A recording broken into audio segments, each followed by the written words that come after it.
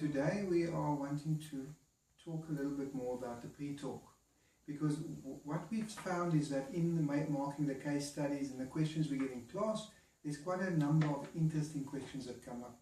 And today we want to talk about rapport, how to build rapport, because that's a very important part of the session. Yeah. So let's start with, how do you think the facilitator plays a role in rapport? Well, Benny, you know that we said there's 4 kinds of rapport. Yes. There is the rapport with the facilitator and the client, and then there is a rapport between the client and the modality, which is important. Then we also need the rapport between the client and themselves. Do they really, really embrace who they want to become? And then lastly, the other rapport we need to work on is, once the client is in trance, does the client have the rapport with their own subconscious mind? You know what I'm talking about. Yeah. So a starting point obviously is the rapport with the facilitator. And that leads basically almost out of hypnotherapy and into what is communication. So you know what I'm talking about. Yes. So if you look at individuals as islands of personality, that every person is an own universum of who they are, we as a facilitator need to tap in to the universe that the client brings to the session. And that's not the easiest thing in the world. Yes. And yet there are a few things that we can practice out of the therapy room. We can practice it with our family, with our friends, in our work environment. And here is what I'm telling you, what I think we should do about this. Number one, we need to bring an openness. Yes. When we meet with our client. We can't bring a judgmental or preconceived ideas into the pre-talk, because that's going to kill any openness within the client. They feel judged, they're closed down, that's it, right? We need to have a readiness to kind of step into my client's life, my client's universum, my client's experience. And how do I do that? I do that with the right questions.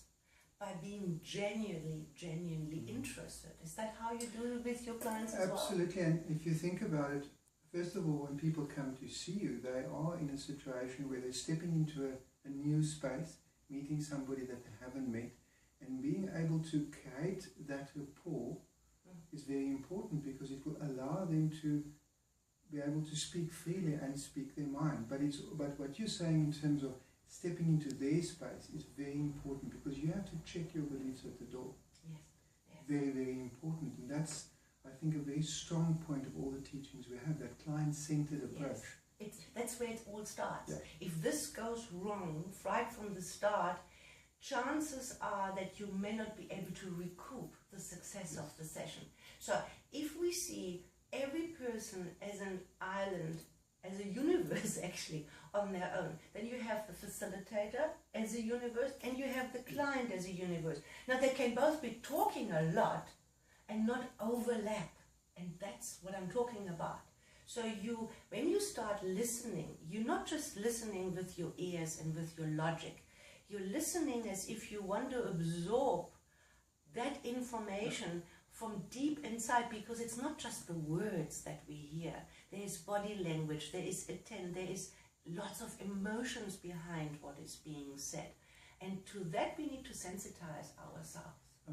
Yes, because isn't there, it's a, if I can say this, it's a subconscious connection that we make. Absolutely. And for me, that's a big part of rapport.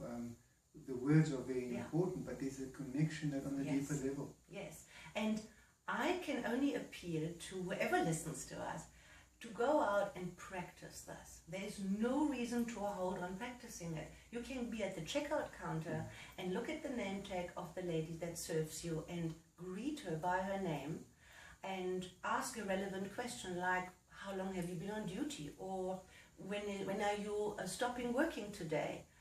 And you just watch their response and open up and ask a relevant question pertaining to what the person will tell you, like, oh, I'm off in 2 hours, so what are you going to do then?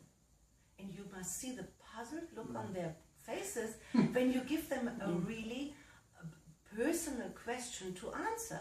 And And there, from there on, it flows. Just have a genuine interest, and the pre-talk will just open up, and the client will just open up.